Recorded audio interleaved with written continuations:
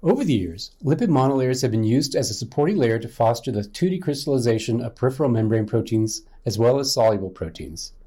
This method can also be applied to 2D crystallizations of some integral membrane proteins, but requires more extensive empirical investigation to determine detergent and dialysis conditions to promote partitioning to the lipid monolayer.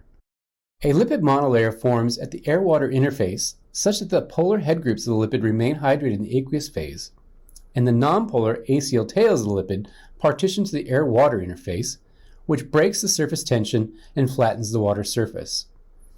The charged nature of the distinctive chemical moieties of the lipid head groups provide the affinity for proteins in solution, promoting binding and, in principle, 2D array formation.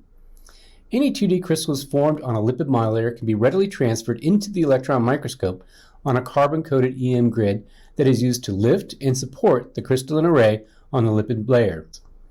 We described in this manuscript a lipid monolayer methodology for cryogenic electron microscopy imaging.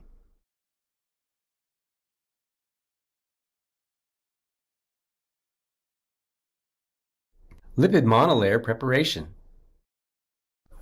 Lipid stock preparation. Prepare a 0.01 mg per ml lipid mixture in 9:1 volume-to-volume chloroform methanol, using 8.91 mL of chloroform and 0.99 mL of methanol, and 0.1 mL of a 10 mg per ml lipid solution.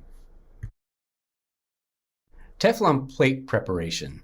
Sonicate a Teflon plate in a methanol bath for 5 minutes. Wash with hot water for 15 minutes, and then rinse with distilled water. Dry the Teflon plate in a desiccator.